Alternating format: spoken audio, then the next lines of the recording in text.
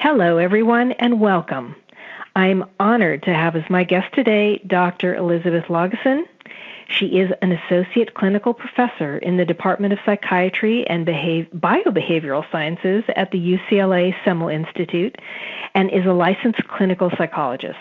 Dr. Laugeson is the founder and director of the UCLA PEERS Clinic, which is an outpatient hospital-based program providing parent-assisted social skills training for individuals with autism spectrum disorder and other social impairments from preschool to adulthood. She is also the training director for the UCLA Tarjan Center for Excellence in Developmental Disabilities. Having trained thousands of mental health professionals, educators, and families in the PEERS method, Dr. Laugeson is dedicated to developing and testing evidence-based treatments to improve social skills across the lifespan and disseminating these empirically supported programs across the globe. Welcome, Liz. I'm so glad you could join me today. And we're going to be discussing making friends, which can be a real challenge for a person with special needs, especially a young person with special needs. Yes, that's absolutely right, unfortunately. But thank you very much, Gilda, for giving me the opportunity to talk about this important topic. So let's begin by let me ask you, what is PEERS? And how is this program different from other programs that teach social skills to kids with special needs?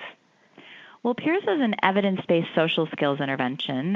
It was developed at UCLA back in 2004, but it's really been disseminated across the globe and is used in over 35 countries and has been translated into over a dozen languages. The reason that I think it's been so popular is that it's one of the only programs that has research to support the effectiveness of the program. So we have a lot of evidence that shows that it works, essentially.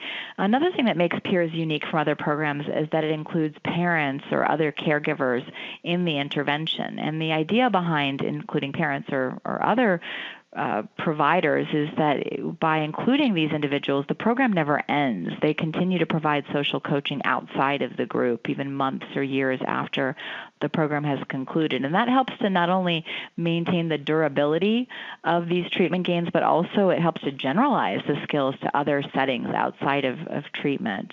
And then finally, one of the reasons that I think PEERS is so effective and also unique from other programs is that we're teaching what we refer to as ecologically valid social skills. So not just what we think that kids and adults should do in social situations, but what research tells us works in social situations. Essentially, what we're teaching is what socially successful kids and adults are naturally doing. Okay, so how do you teach these social skills? Is there a particular formula that needs to be followed? Definitely. I think this formula for teaching social skills is really critical, whether you're using a PEERS program or whether you're using some other type of social skills intervention. And the first piece of that formula is really that you want to have a small group format. So best to teach social skills in a social setting where the group members can practice with one another. This doesn't mean it's a friendship matching group or they're there to make friends with each other, but they should be there to practice with other peers. Another element to that formula would be that there should be some kind of didactic lessons each week. So you need to make sure you're teaching them some skills. This isn't just, like group therapy where you talk about how your week went. There's a place for that, but that's not social skills training. So there should be some kind of concrete lesson with rules and steps of social etiquette, things that are broken down into concrete parts. Those lessons should also be based on ecologically valid social skills. So again, what socially successful people are naturally doing, that's what we should be teaching. Now that has to be in combination with what are called role-playing demonstrations. So role-playing demonstrations are where you're acting out certain behaviors and you're either asking, what am I doing right or what am I doing wrong? You could be showing good and bad examples. And the reason that you need those role plays is because it's not just enough to talk about social skills. You have to see what they look like and also what they shouldn't look like. From there, it's also helpful to get into the mind of the person that's sort of in that role play and ask questions like, what was that like for that person? Or what did they think of me? Will they want to talk to me again? This is called perspective taking. From there, the next step of the formula is to do behavioral rehearsals. This is where you have to practice the newly learned skill. And we don't expect that our kids or adults are going to get the skills right immediately, so we have to provide some performance feedback, some coaching in the moment to kind of help them master those skills. And then finally, in order to generalize the skills out into the real world, you have to give homework assignments to practice the skills. And this is really the formula that we follow in any social skills intervention in order to teach skills that often come naturally to many other people, but don't always come naturally to kids with special needs. Yeah, I was listening to you describe that, and that was my first thought is how we take so many of these things for granted, many of us who are, typical, or neurotypical, as they like to say, and not on the spectrum, these things that come naturally to many people with special needs or people who are on the spectrum. It's very, very difficult. And something like, making friends and maintaining relationships, is just something that doesn't happen, unfortunately, for many of these young people. So when it comes to making friends, how might you teach a kid with special needs to meet new people and to maintain these relationships after they do? Yeah, very good question. And, in thinking about what typically happens for kids with special needs when they're struggling with friendships, I often ask that question that you just asked me. I'll ask them, what do adults often tell you to do to meet new people? And I always get the same reply. I wonder if you can sort of guess what they're told to do. So imagine that you have a kid that's going to a party or maybe some kind of social gathering. They don't really know anybody. What do you think that most adults will tell them to do to meet new people? I think probably the typical response, which is, I'm sure you're going to tell me is the wrong response, and I can imagine why, is go up and say hello, go up and introduce yourself. That's absolutely what they're told to do, right. And that absolutely does not work. It's not how it's done. It's so interesting. You mentioned a moment ago that social skills come so automatic to most of us, and they become so automatic we don't even think about what we're doing. But advice doesn't. No, the advice doesn't work. So very well-intentioned adults will often give kids, really bad advice, just not thinking about what it is that they're doing. Imagine that I didn't know you, and I walked up to you at a party or some kind of social gathering. Maybe I even interrupted your conversation, and I said, "Hi, I'm Liz. What would you think of me?" Right. Well, either people might think that you're rude, or they might kind of look at you and smile and turn and walk away. Yeah. Some people might respond. It does. Again, you said nothing is 100%, right? Yeah. So maybe somebody would say, "Oh, hi, I'm so and so," or whatever. And sometimes that does work, but very often, especially if there's already a conversation going on, I imagine that could be viewed as rather intrusive. Definitely could be seen as intrusive. Many people would probably think I'm kind of weird for doing that. They might be nice at first, but it's not a good start. And, this is also an example of, a social context that's, not necessarily a work environment. And in work settings, you can go up to people and introduce yourself and in that manner occasionally. But more often in social situations like parties and social gatherings, that's not how people meet new people. So we want to definitely dispel that myth, first of all, when we're teaching kids how to make new friends, is you don't go up and say hi, you don't go up and introduce yourself. Sometimes they're even told to go shake hands. Teenagers don't tend to do that. So instead, we want to teach them what socially successful kids naturally do. That's the ecologically valid strategy that I was referring to. So a lot of research has been done to look at, well, how do people join conversations? How do you meet new people? Well, the first thing that most people do is they're sort of listening to the conversation and maybe watching from a distance. And what do you think that you would be listening for if you wanted to join a conversation? Some sort of commonality, something that strikes a chord with you that you could actually contribute something valid to the conversation. Absolutely. So you first need to figure out the topic, and you're right. You need to make sure that you have something in common, that you know something about that topic, because it'd be pretty hard to join a conversation where you didn't know anything about the topic. You would probably, in fact, slow the conversation down, and they might get bored with you. You might get bored with them. It's really best to have a common interest. But in order to do that, you have to first listen to the conversation, and you kind of watch, from a distance. But you don't want to look like the creepy stalker in the corner. So most people will do something where they sort of use a prop. And they might use their phone, for example, and they look like they're reading a text message or, looking at their social media. And they use this prop to kind of look distracted, because really what they're doing is they're eavesdropping, but they don't want to look like they're eavesdropping. So you're kind of watching from a distance, listening. You're using a prop, and you're trying to identify the topic and hopefully have a common interest. Now, imagine that you've done all of that. You do have a common interest. Now, how do you join this conversation? Do you want to just yell something from across the room? No, probably not. That would kind of make you look kind of weird and creepy too, probably. Yeah, so you need to do something with your body to kind of make it more that you're more approachable. You probably want to move closer to the group, right? Now, what do you think would be an appropriate distance to stand from a group or any person that you're talking to? Oh, maybe sort of an arm's length. Yeah, that's what most people say. Really, across the globe, I always ask that question, and everyone says about an arm's length away. So that's about the appropriate distance you're going to move towards the group. And then you don't want to barge into the conversation. So what do you think you want to wait for? A pause in the conversation where it might be appropriate to say something. That's absolutely right. You're going to wait for a little pause in the conversation because you don't want to interrupt. And, there's never exactly a perfect pause. So the best time to join is when one person stops talking and the other person is starting to talk. You kind of either make a comment or you ask a question or you give a compliment. But you definitely, you mention the topic at that point after you've waited for that pause. So maybe they're talking about, anime or something. And so you might make a comment about anime to kind of show that you know about that. Or you might ask a question about whatever anime, character they might be talking about. Or you might even give a compliment to tell them you like that particular type of anime. But you're definitely going to mention the topic. And then what you do is you very quickly start to assess the group's interest.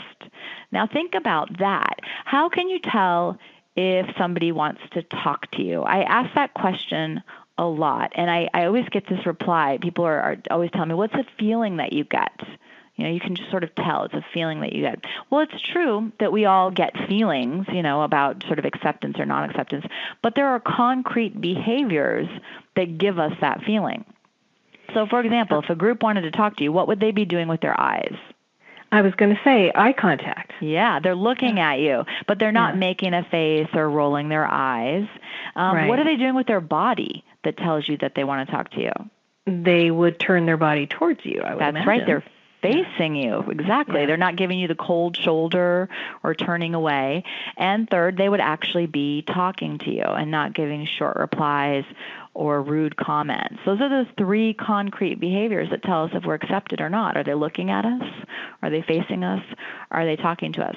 And then if they seem interested and we've been, talking back and forth for a little while, then you have the option of introducing yourself. You might say, oh, by the way, I'm Liz, or I don't think we've met before. I'm Liz. But if they're going to be introductions, they come later. They don't come at the beginning typically. Mm-hmm. Now, I have a question, though, on that particular instruction that you just, or observation that you just made. Very often, if, let's say, there's a young person with special needs who's perhaps approaching another person with special needs, not necessarily someone who would be considered typical, that eye contact and that turning the body towards is very often not natural behavior for someone who is a person with autism or someone who is on the spectrum, has other challenges. How would you advise that they behave in that circumstance? It's a very specific question for a very specific type of individual. And I think that you have to take these things on a case-by-case basis. So if this is someone who doesn't often make eye contact, which can often be true for kids with special needs, particularly kids on the autism spectrum don't often make a lot of eye contact, then we have to sort of take that all with a grain of salt. Maybe they don't turn to you because you're sitting at a table and you're eating lunch. There's lots of different reasons that people might not be making a lot of eye contact or turning towards you. It could also just be based on things like gender. Fascinating research study that was done years ago that was looking at eye contact and body language of best friend pairs. And they put best friends that were the same gender in a room, and they had them have a conversation, and they videotaped them doing this. And you can imagine what the girls looked like when they were talking with their best friend. Where do you think they were facing? Oh, they were facing each other. They were probably very close to each other and laughing and giggling and all that kind of stuff. Yeah, and they were making eye contact and talking with their hands and the whole thing. What do you imagine the best friend boy pair was doing? Where do you think that they were sitting? They might have been sitting probably opposite each other, maybe even next to each other on a sofa and looking at something else while they were talking. Yes, very good instincts. You're absolutely right. They were sitting typically side by side, and they were sort of staring off at the wall. And every once in a while, they would sort of look at each other. And so that shows you that even among typically developing kids, there are some gender differences in terms of eye contact and even body language and conversations. And the way that I describe that is that, I often see girls kind of meeting eye to eye and where boys might be more shoulder to shoulder. And that's perfectly fine. We have to take all of this with a grain of salt. But it is helpful, I think, to our kids, particularly kids with special needs who have difficulty understanding social cues and social situations, the general signs of acceptance. And then, again, we sort of have to take it on a case-by-case basis. Well, speaking of social, now with the advent of social media and the increasing use of electronics, how do you teach kids to put down their phones and step away from the computer and actually meet people in real life? Yeah, that's an excellent question. A lot of parents are really struggling with how to do this. And, it's true that even typically developing kids are on their phones and on social media and spending more and more time speaking with their friends electronically, but not maybe interacting as much in real life. But even at this point in time, with as much time as we spend communicating over electronics, there's really no replacement for a real life friend. You can have online friends, and that's fine. Many kids have online friends that they game with and they communicate in that way, but that's lovely, but that's not exactly a replacement for a real life friend. So for kids who struggle socially, we teach them to do what socially successful kids naturally do. And even at this point in time, there is something that typically developing kids will often do, and that is enroll in things like extracurricular activities. Those are still very common, and they don't tend to always be involving electronics. So kids will join, sports teams, or they'll join the chess club at school, or maybe a gaming club. They might join, other types of activities that they're interested in, things around computers or maybe anime, maybe music. And they join these activities because they're interested in them. And what we've discovered is that most kids, they find their friends through these extracurricular activities. And I think the reason that is that friendships are generally based on common interests. If you think about who you're friends with or who you've been friends with, these are people that you have things in common with. And those are the things that you do with your friend. Those are the things that you talk about. And so, socially successful kids, they're meeting their friends through these extracurricular activities. But often kids with special needs, they're not enrolled in these activities as often. Or they might be enrolled in, extracurriculars, but it might be a tutoring class, or it might be music lessons one-on-one with an adult. Sometimes parents will put their kids in karate classes and maybe swimming classes. They do that because they want them to be water safe, in the case of swimming, or they want them to know how to maybe defend themselves if they're bullied, if they're in karate. But if they're not interested in swimming or karate, these aren't going to be good sources of friends for them ultimately. And Right. so parents have to start to think of extracurricular activities in a different way if they have a child with special needs that's struggling socially. Any child struggling socially, they need to have access to a group of people that they're going to naturally have things in common with. And it should also be an accepting source of friends. For example, a lot of parents of kids with special needs will often put their kids in social sort of meetup groups with other kids with special needs. I see this a lot in my work with kids with autism. There's a lot of kids with autism that go to social skills groups, and they're really just kind of like social meetup groups where you put a bunch of kids with autism together and you say, go make friends. Well, Right. The reality is that friendships are based on common interests, and having autism is not a common interest. Right. It's not a guarantee of a friendship. So yes, that might be an accepting source of friends, but we still have to find some common interest in the process. So I want parents to really think about extracurriculars in that way, thinking about where they can help their kids find accepting peers that they might have things in common with. And that would be a good way to, get them offline and get them meeting people in real life. Yeah, and are there any other suggestions that you have for how parents can support their kids with special needs in making and then in keeping those friends? Meeting someone and then, finding a common interest and getting that, those first couple of steps is one thing, but then how do you maintain those friendships? Yeah, excellent question. And this is true whether a child or an adult has special needs or not. The way that we develop close, meaningful friendships with people is by hanging out with them, by having get-togethers.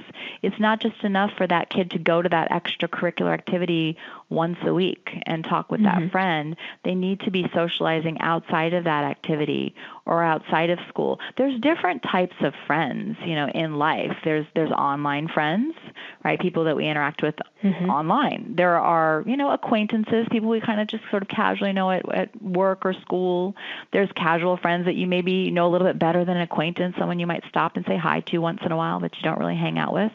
And then there's also regular friends. These are the people that are in your social network. You have things in common. You probably end up at the same parties and get-togethers. And then ultimately there's the best friends. And most people have maybe 1 to 3 best friends. And the way that we develop those regular friendships and those best friendships is by having get-togethers with people.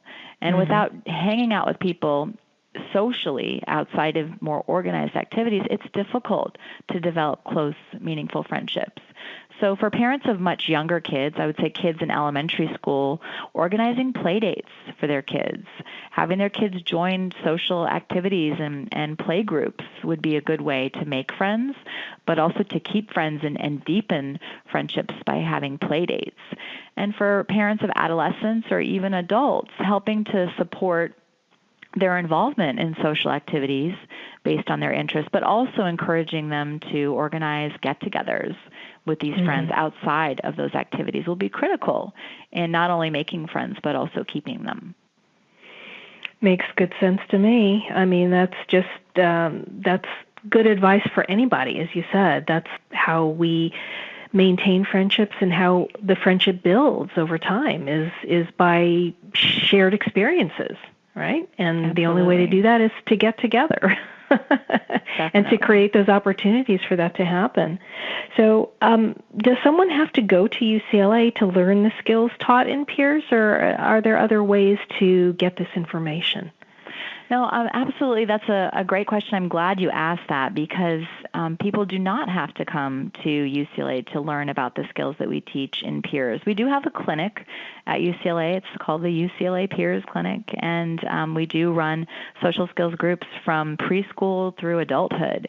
But we also are very dedicated to sharing this intervention, disseminating it really across the globe.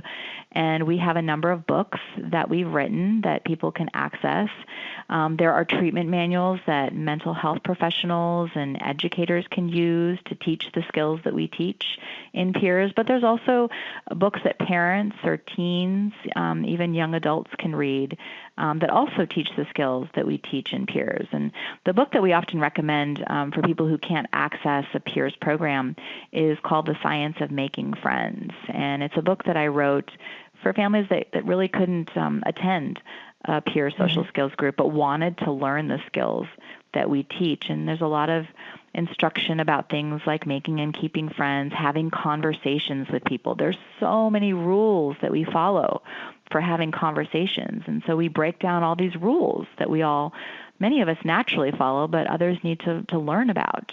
We teach them how to go up and approach people and start conversations or enter conversations. We talk about humor, which is also very, very critical in establishing friendships and using humor appropriately. We teach people how to organize get-togethers with friends, and we also teach them how to manage conflict and even rejection in social situations.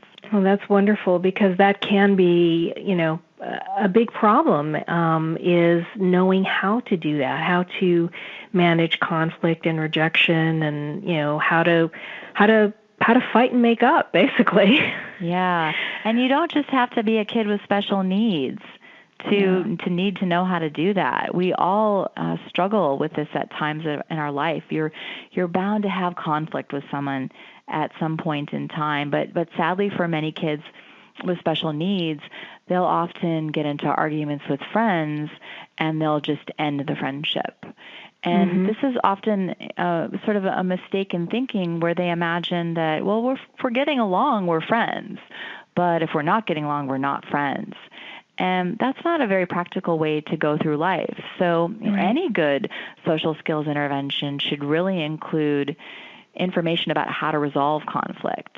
And I think that this is really a skill that anyone could benefit from, not even just kids with special needs. Could you perhaps, is there a short version of maybe one tip that you could give, maybe the most important thing to consider if somebody does have a conflict or an argument with someone? Sure, I would love to. There are very specific steps that people follow for both responding to disagreements, that's when someone's upset with us, or even bringing up disagreements. And I guess, to keep it short, I can sort of give you the strategies for responding to a disagreement. And so the very first step when someone's upset with us is that we need to first, keep our cool, not get upset, and also listen to what they have to say. So I don't know if you've ever had an argument where somebody loses their cool, but what typically happens to that argument if somebody loses their cool? Oh, they usually start yelling, and they basically just shut down. They don't want to hear anything that you have to say, and it usually ends up being a very destructive exchange. Yeah, I mean, it certainly makes it worse. Yeah, not better. So now you're arguing about how they're talking to you, and it escalates the argument. So the first step is to keep cool. And we'll often ask kids how they keep cool. And they'll say things like, they might take deep breaths, which actually is an evidence-based method of stress reduction. If you take a deep breath in through your nose, out through your mouth, it sort of relaxes you a bit. Another thing that kids will say to keep cool is that they'll maybe count to 10, in their head, which is a form of distraction. And then some people will say that they just need to take a little time out. They need a little time before they can talk about the argument. But whatever we do, we have to keep cool. It's the first and continuing step throughout this process. The other step that I mentioned is that we have to listen. So if someone is upset with us, we have to listen to what they're upset about. And, most people don't want to do that. The first thing most people want to do is rush to explain their side.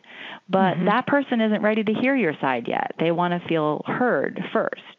So you have to listen, and, that's not even enough just to sit there and listen. You could sit there and you could be making good eye contact and, shaking your head and really think you look like you're listening. But until you do this next third step, they don't know that they've been heard. And the third step is technically referred to as active empathic listening. Now, that's kind of a mouthful.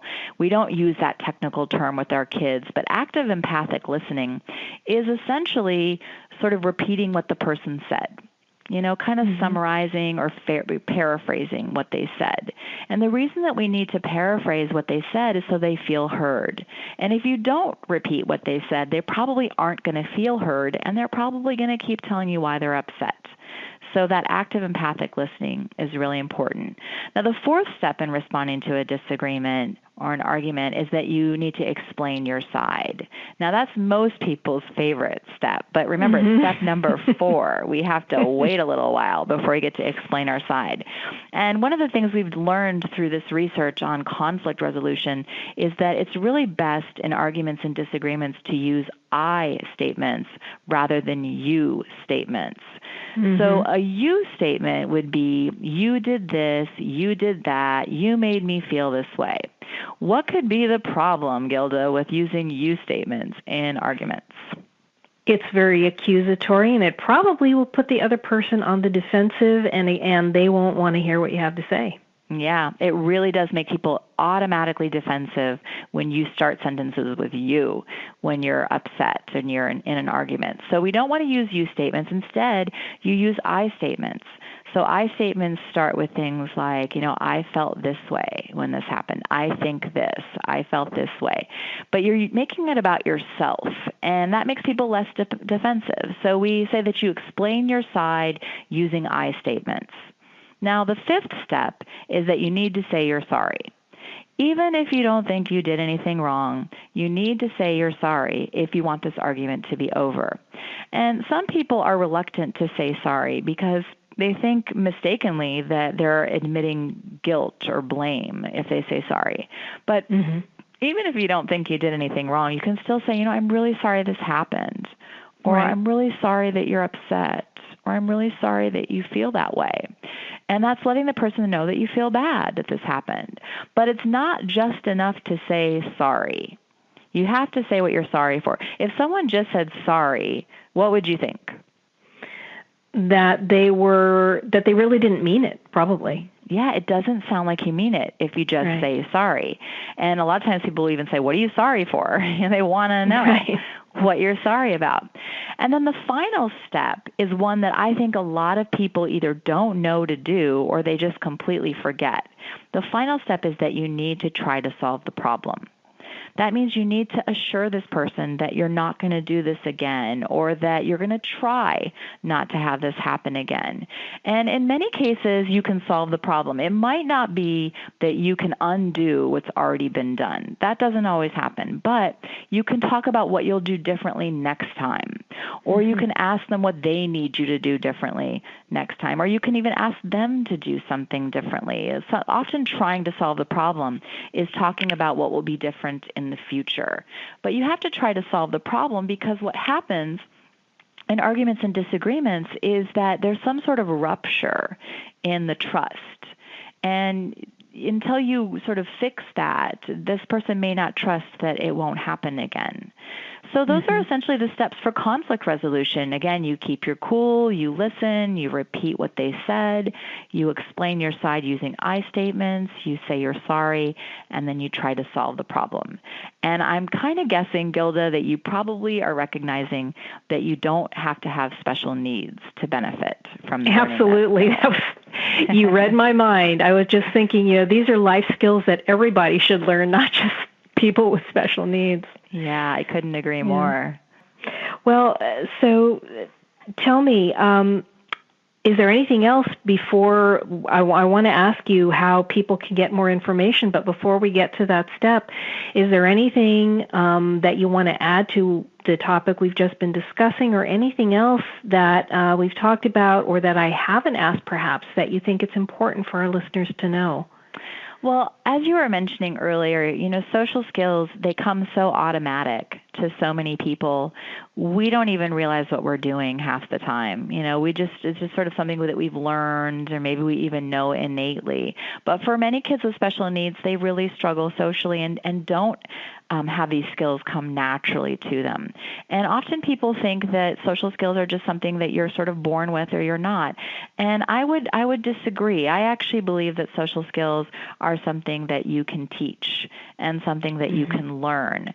But it requires a lot of awareness awareness about what these skills are. And I would never even rely on just myself for knowing what's socially appropriate. We really rely on research to tell us what socially successful people do. And I think that's important because, as we described earlier, really well-intentioned adults will often give bad advice in social situations. They'll say, go up and say hi and go up and introduce yourself. It doesn't matter how socially savvy you are. It's very easy to give bad advice. So I would just really encourage parents to get more information about how to help their kids, or teachers, mental health professionals, really learn about the skills that socially successful kids are naturally doing, rather than just assuming that you know what socially successful people do. I think that's one really important bit of advice that I would give to families.